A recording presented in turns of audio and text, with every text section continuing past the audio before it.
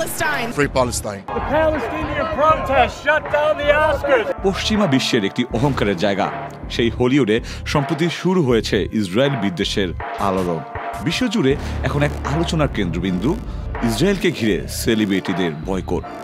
সাম্প্রতিক সময়ে হলিউড থেকে শুরু করে ইউরোপের বহু শিল্পী প্রকাশ্যে ঘোষণা দিয়েছেন তারা আর ইসরায়েলি কোনো চলচ্চিত্র প্রতিষ্ঠান বা সাংস্কৃতিক কার্যক্রমের সঙ্গে যুক্ত হবেন না। মূল কারণ গাজায় চলমান ইসরায়েলি হামলা। শিল্পীদের মতে ইসরায়েলি চলচ্চিত্র প্রতিষ্ঠানগুলো সরাসরি বা পরোক্ষভাবে এই যুদ্ধকে বৈধতা দিচ্ছে।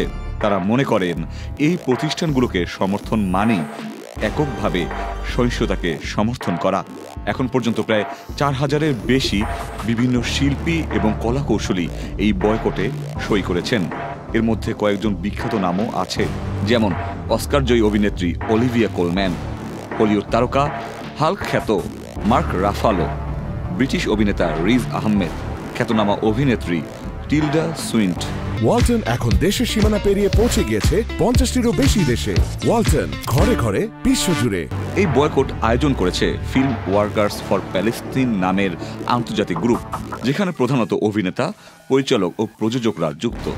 তারা বলছেন ইসরায়েলি চলচ্চিত্র প্রতিষ্ঠানগুলো গাজার ওপর হামলার সঙ্গে জড়িত, তাই সাংস্কৃতিকভাবে তাদের বয়কট করা জরুরি। তাদের দাবি, যতদিন ইসরায়েল গাজার সাধারণ মানুষদের ওপর হামলা চালাচ্ছে ততদিন তারা কোনোভাবেই ইসরায়েলের সাংস্কৃতিক কর্মকাণ্ডকে বৈধতা দেবেন না। এটাকে অনেক বিশেষজ্ঞ বলছেন এক ঐতিহাসিক মুহূর্ত বলে, কারণ আগে কখনো এত বড় সংখ্যক বিশ্বখ্যাত শিল্পী একসাথে প্রকাশ্যে ইসরায়েলের বিরুদ্ধে অবস্থান নেননি।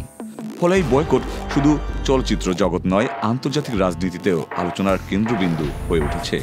অন্যদিকে ইসরায়েলের চলচ্চিত্র সংস্থাগুলো এই বয়কটকে গভীরভাবে উদ্বেগজনক বলে মন্তব্য করেছে।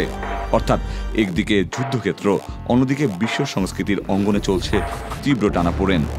যুদ্ধক্ষেত্রের গণ্ডি ছাড়িয়ে এখন শিল্প সংস্কৃতির অঙ্গনও যেন হয়ে উঠেছে এক যুদ্ধ মঞ্চ।